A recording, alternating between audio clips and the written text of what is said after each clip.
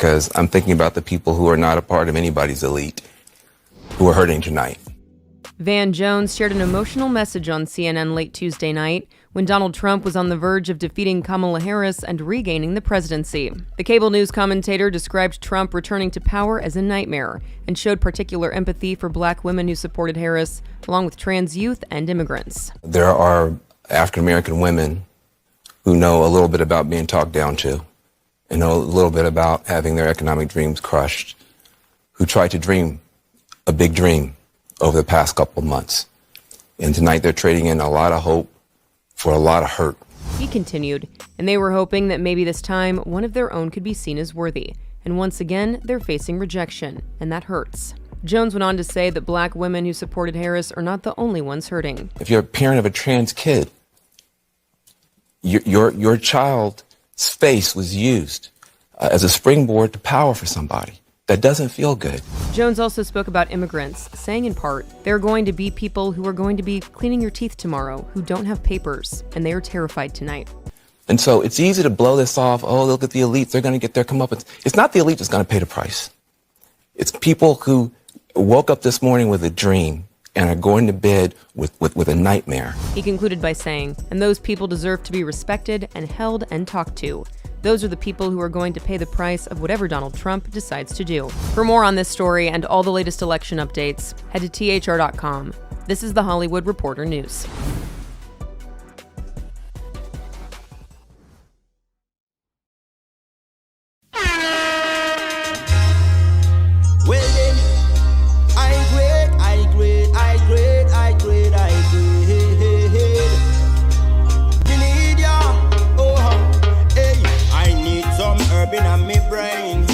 So bring the medication for my brain to heal the whole of the nation from the pain. Break up all the circles and the chains. I need some herb in my brain. Bring the medication for my brain to heal the whole of the nation from the pain. Jamaica, up for sale to the highest bidder. Government after government, the country has been sold off, piece by piece. Its most valuable assets handed over to foreign powers. The skies, the ports, the power grid, and even the land beneath the feet of Jamaican citizens. What was once Jamaican is slipping into the hands of outsiders. So the question is, what's really left for Jamaicans? Imagine for a moment what it means for a nation to be sold, not in one fell swoop, but slowly over years, in bits and pieces. In Jamaica's case, this process hasn't been some grand conspiracy, it's been a slow and steady unravelling. Each sale or lease is justified as an economic necessity, a step toward modernisation or a way to attract foreign investment. But these deals come with a price that's not just monetary, but cultural, emotional and even existential. Because when a nation starts selling off its most cherished symbols and strategic resources, what remains of its identity? Consider Air Jamaica. Once the pride of the nation, this wasn't just an airline, it was a symbol of independence and progress. Established in 1966, just a few years after Jamaica gained independence, Air Jamaica wasn't merely a company, it was a dream realized. Painted in bold colors, with a distinctive hummingbird logo, the airline embodied the essence of a young nation eager to take its place on the world stage. Air Jamaica was more than just planes in the sky. It was a beacon of national pride and self-reliance. Air Jamaica operated for decades, becoming a beloved brand at home and a symbol of Jamaican identity abroad. For Jamaicans, there was something uniquely reassuring about boarding a plane with the Jamaican flag and knowing that it was theirs. The airline represented the freedom to soar, the spirit of adventure, and the warmth of Jamaican hospitality. But as time passed, financial troubles began to cloud Air Jamaica's future. Mismanagement, high operating costs and mounting debts weighed down the airline, and despite multiple attempts by the government to save it, the numbers didn't add up. By 2010, the decision was made to sell Air Jamaica to Trinidad and Tobago's Caribbean Airlines. The sale of Air Jamaica wasn't just a business transaction, it was a turning point in the nation's story. The flag carrier of Jamaica was no longer Jamaican-owned, and with that, an entire era came to an end. Jamaicans watched as their beloved airline was absorbed into Caribbean Airlines, taking with it a piece of the nation's heart. Air Jamaica's familiar colours and iconic hummingbird logo slowly disappeared, replaced by the branding of a foreign company. For many, it felt like a personal loss, a reminder that even the symbols of national pride weren't safe from the auction block. Imagine what that must have felt like for the average Jamaican. To watch a piece of their identity, a piece of what made them proud to be Jamaican, dissolve into a foreign-owned entity. It was as if a little piece of the country's soul was taken away. And the story doesn't end with Air Jamaica. No, this was only the beginning of a trend that would see some of the nation's most important resources pass into foreign hands. But that's just the start of the story. Stay with us because what's coming up next will open your eyes even further. And if you're enjoying this video and want to see similar content, give this video a like, hit the subscribe button and turn on the bell notification so you never miss a video. Your support means the world to us. Let's move now to Jamaica's main airports, Norman Manley International in Kingston and Sangster International in Montego Bay. These airports aren't just gateways to the island, they are the country's first impression on millions of visitors each year. They represent the pulse of Jamaica, the bustling arrival points for tourists and business people alike. But here's the thing, despite being so central to Jamaica's image and economy, these airports are no longer under Jamaican control. Norman Manley, named after a national hero, and Sangster, the bustling airport of Montego Bay, are now managed by foreign companies. In 2019, the Jamaican government signed a 25-year lease with Grupo Aeroportuario del Pacifico, GAP, a Mexican corporation, giving them control over Norman Manley. Sangster, on the other hand, is operated by MBJ Airports Limited, a partnership between Spain's Abertis and Vancouver Airport Services from Canada. These companies handle everything from day-to-day operations to long-term improvements, essentially controlling the heartbeat of Jamaica's tourism industry. At first glance, foreign management might seem harmless, even beneficial. After all, these companies bring investment, expertise, and the promise of modernization. And in the case of Jamaica, the airports have seen significant upgrades, expanded terminals, and improved infrastructure under these agreements. However, the question remains, at what cost? For a nation that relies so heavily on tourism, the loss of control over its main gateways raises significant concerns. Think about it. These airports are the first and last places that visitors see. They are the face of Jamaica. And yet, the decisions about how they operate, what expansions are made and what fees are charged are largely in the hands of foreign corporations. While Jamaica receives a share of the revenue, the primary profits from these airports flow out of the country. The question becomes who truly benefits from these arrangements. Is it the people of Jamaica, or is it the foreign companies that control these critical pieces of infrastructure? To put it bluntly, these agreements represent a shift in power, a shift that puts some of Jamaica's most essential assets in the hands of outsiders. And if this trend continues, one has to wonder what remains for Jamaica to control. What other vital pieces of the nation will end up on the auction block? But this is just the beginning. We're about to explore even more critical assets that have slipped into foreign hands.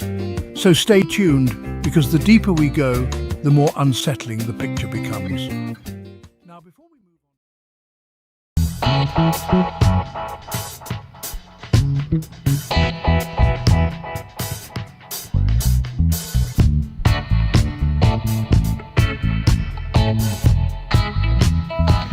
Remember to like this video, subscribe to the channel and share it with your contacts.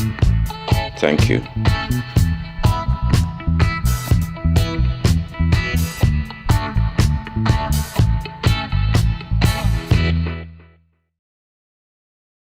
During World War II, the Nazis were heavily funded by a lot of major corporations that still exist today. The head of General Motors was a massive supporter of Hitler and supplied the Nazis with vehicles. Albert Speer said that Hitler wouldn't have even considered invading Poland without the help of General Motors. GM was even given $32 million by the US government after the war because some of their factories in Germany had been bombed.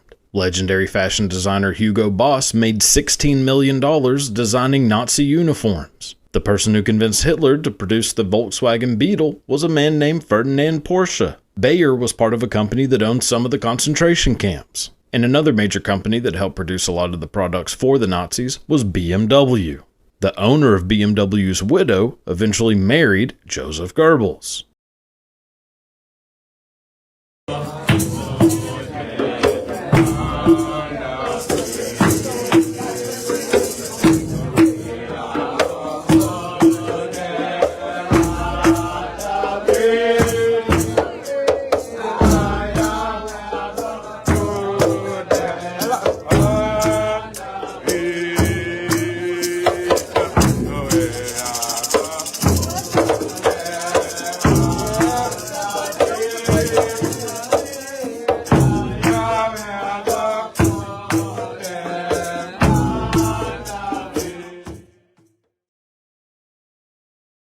You hear only about a Holocaust.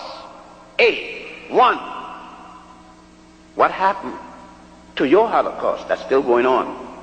What happened to the 50 million Africans, your brothers and sisters, that were murdered in Munamatapa, now called South Africa, under Cecil John Rhodes? Do you know that black folks take scholarship in honor of John Rhodes, Cecil John Rhodes? Because you don't know. Nobody told you who Rhodes was. Rhodes make Hitler look like a playboy. You don't know about the Holocaust with Frederick Lugard and Dr. Jameson in what is today called Nigeria, with Goldie and others when they took over the colony. You don't know about the Holocaust with Leopold II, the Vanderbilts and the Pews and the others, the Rockefellers and so forth, when they took over what was called Mani-Congo in those days and changed it to the Congo Free State. How many millions? 22 million were exterminated. African women pregnant were placed in the middle of roads and 3 limbs put to both arms and then cut with the horses and split them open and the babies fell out as punishment that the men would see it. These are records. They themselves wrote, not realizing that Africans will come later to revenge these causes. But that isn't mentioned as Holocaust in any of your textbooks, because it was only Africans being exterminated. I don't expect enemies to say this, but I do expect that when you write and when you do your research that you use the appropriate term, genocide, Holocaust, wherever it applies.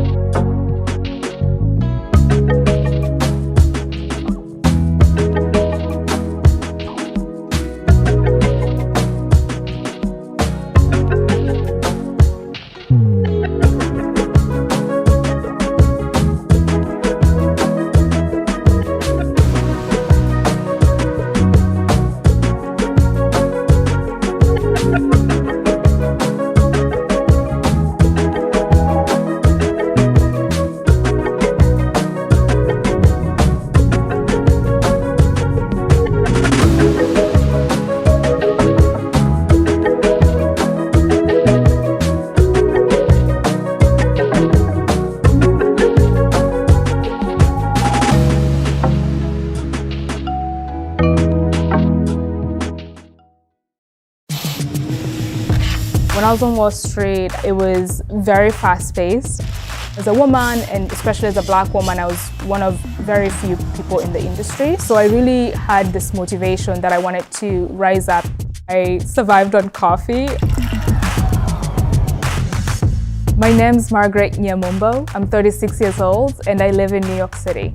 My coffee company, Kahawa T93, brought in over $3 million last year.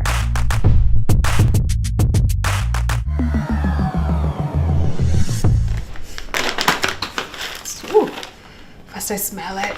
I am at 3 cups now a day, so I feel like that's the limit before I start getting jittery. Kahawa T93 is a specialty coffee company. We source coffee from women farmers in Africa, and we give back to empower them. Kahawa means coffee in Swahili, which is the language that we speak in Kenya. And 1893 is the year that coffee was first commercially grown in Kenya.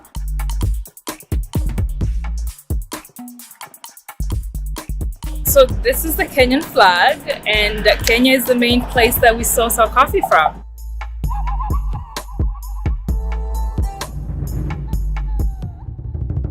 I grew up on a coffee farm in Kenya, and what I observed is a majority of the labor came from women, and so I wanted to build a brand that would give back to the women who are doing majority of the work. And so our coffee bags have a QR code on the back that you can scan and tip farmers. Our business is split into 3 major channels. So we have our website, online, Amazon, but the majority of our business is actually in grocery. Part of the business is also in food service, cafes, and offices as well.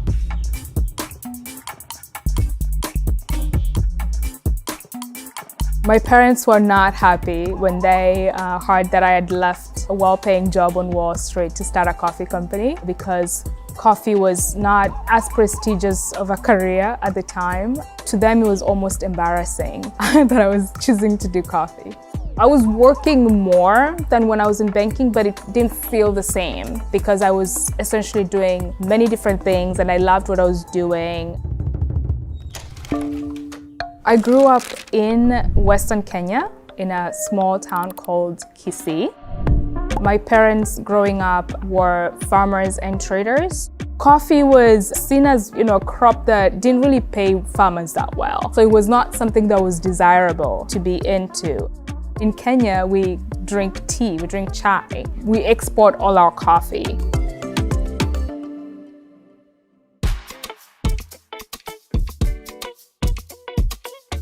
I remember my first cup was on my flight here. I was going to America. I felt like I had to fit in, so I ordered a cup of coffee, and it was bitter. And then in college, just to stay awake and study, I really got into coffee, and again, at work. It was an acquired taste that I started to love.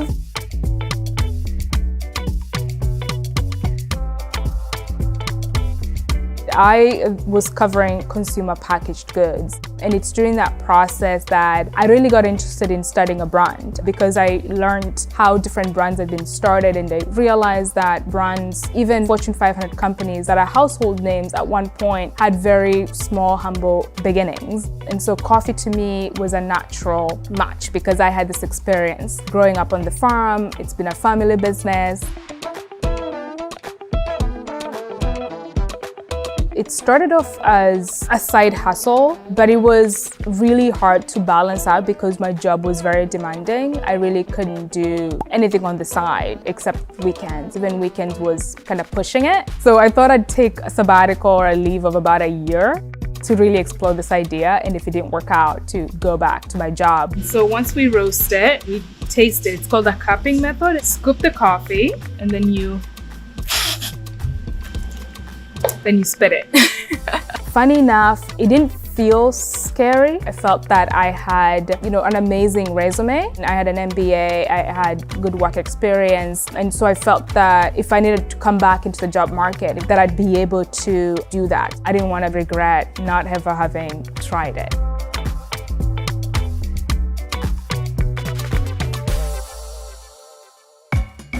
We are a small company still, so I'm involved from choosing which coffees we're going to roast this week, cupping the coffees, sampling them, all the way to thinking about marketing strategies for that week, talking to investors, customers, checking in with our customer service team, and overall just setting the strategy for the team. So for the packaging, we give it this color, which reflects the vibrant African colors. The bags also have animals, which is a safari theme, which reckons back to this dynamic landscape of the Masai Mara, the safari back in Kenya. So when we first started the brand, I was basically working around the clock. I wake up, I'm thinking about it. I was dropping off packages at the post office. I was roasting.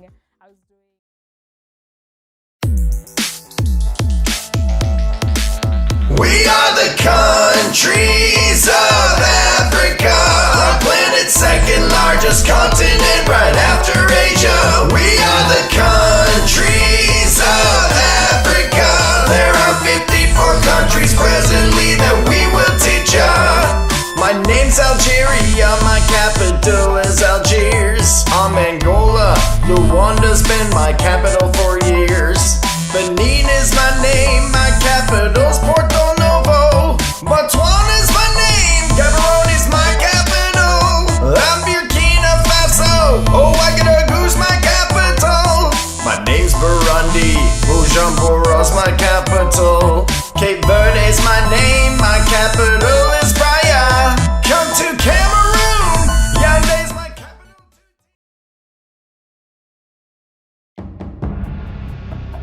What if Africa could manufacture its own planes, fly them across the continent, and cut down reliance on foreign aviation technology? Well, that future may already be here. Tanzania just launched its first locally made aircraft, the Skyleader 600. But what does this really mean for the country and the broader African aviation industry? The arrival of the Skyleader 600 at Julius Nyerere International Airport has set the stage for a fascinating shift. Produced by Airplanes Africa Limited, AAL, a Morogoro-based company, this is not just a local innovation, but an international triumph. With certification from global aviation authorities, these ultralight aircraft have officially begun operations. Tanzania is now the only African country manufacturing such planes, a feat that has surprised many in the global aviation community. Picture this: a businessman needing to attend meetings across different cities in a single day. Instead of navigating unreliable commercial flights or long drives, he steps into his very own Skyleader 600, an ultralight two-seater aircraft perfectly tailored for swift, efficient travel. He flies for hours, attends multiple meetings, and is back home by evening. That's precisely the promise of the Skyleader 600. Designed specifically for long-distance business travel, these planes are far more affordable than traditional aviation options, run on petrol, and have impressively low maintenance costs. Owning one is said to be as economical as owning a car, an extraordinary comparison that could redefine travel in Tanzania and Africa at large. What's equally interesting is how Tanzania became the first African nation to break into the ultralight aircraft manufacturing industry. AAL's director, Mr. David Grolig, credits the country's conducive investment environment and openness to adopting new technologies. This is not just a story about innovation, it's about opportunity, job creation, and skill development. Local youth are being trained, and some have even been sent to the Czech Republic for internships, fostering a global collaboration between Tanzanian and Czech professionals. This partnership between Tanzanian talent and Czech expertise has yielded impressive results, and the Skyleader 600 is now featured prominently at the Tanzania International Manufacturers Expo. Over 300 local and international companies are taking note of this revolutionary step forward. Tanzania's leap into aircraft manufacturing could be the start of something bigger, a move toward making Africa a self-reliant player in aviation. The Skyleader 600 represents more than just an ultralight plane. It symbolizes Africa's potential to innovate in industries long dominated by foreign companies. The aircraft's 6-hour non-stop flight capability hints at the future of air travel across the continent. What if more African countries follow Tanzania's lead, reducing their reliance on international suppliers? With lower costs, greater accessibility, and local jobs, the continent could see a boom in domestic aviation, especially for business travel, tourism, and even personal use. As the permanent secretary of the Ministry of Transport, Professor Godius Kahirara said, Tanzania has positioned itself as a rising player in the aerospace industry. The question now is, will other African nations follow suit? The idea of seeing more African countries take ownership of their aviation sectors, develop their manufacturing capabilities, and cut dependency on external technology is an intriguing possibility. But beyond that, the Skyleader 600 could inspire new kinds of regional partnerships. Imagine African countries not just importing planes, but exporting them. Could this be the start of a booming industry for Africa, one that taps into the continent's untapped manufacturing potential? Tanzania's Skyleader 600 is more than a milestone. It's a glimpse into what the future could hold for African aviation. As the planes start taking off, both literally and figuratively, the entire continent is watching. Could this be the spark that launches Africa into the global aerospace market? If Tanzania's success is anything to go by, the sky is truly the limit. So what do you make of Tanzania's Skyleader 600 aircraft? Share your thoughts and insights in the comments section below. If you liked this video, do well to subscribe to our channel and turn on the notification bell so you don't miss any of our exciting future videos. Stay informed, stay engaged, and thank you for watching.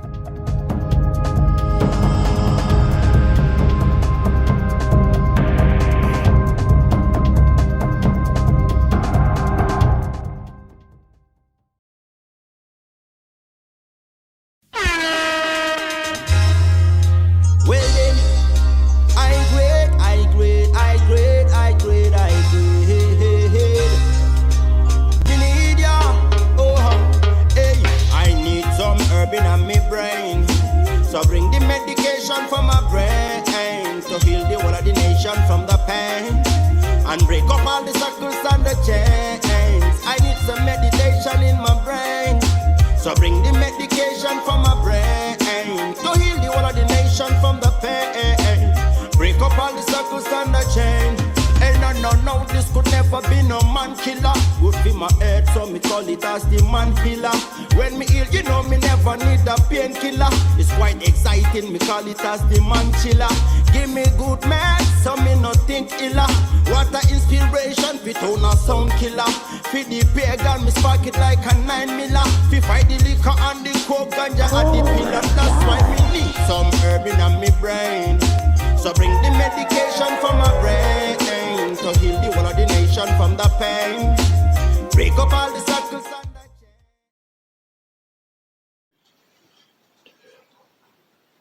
I am going to continue reading from the BBG, the Black Business Guide, mainly for the benefit of people who are watching the video on their phones and the slide is too small for them to, the text is too small for them to read from the slide. And it's a continuation of what's needed to start and grow a business and be successful with the business. There are certain qualities that an individual needs to have to establish and grow a successful business, irrespective of his race. Therefore, the difference between those who have successful businesses and those who do not is not due to race. A person needs to have certain qualities to achieve business success. The history and focus of different races have caused more people in some races to have those qualities required for business success. Unfortunately, the history of the African race since slavery has caused a smaller proportion of us to have the required characteristics. However, if we recognize our weaknesses and struggle to change them, we can succeed. Economic variables are the main determinants of business success. The major limitations to Black business success are those attitudes and resources that affect the key economic variables. These limitations are caused by internal economic restrictions due mainly to our attitudes and external restrictions imposed by other people. The main problem number one is the employee mentality.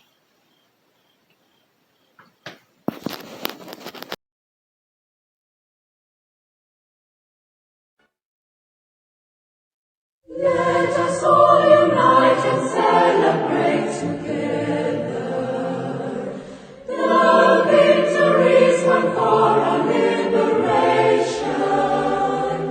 Let us dedicate ourselves to rise together to defend our liberty and unity. Oh, sons and daughters of Africa, flesh of the sky and flesh of the sky, let us make Africa the tree of life. Remember to like this video, subscribe to the channel, and share it with your contacts. Thank you.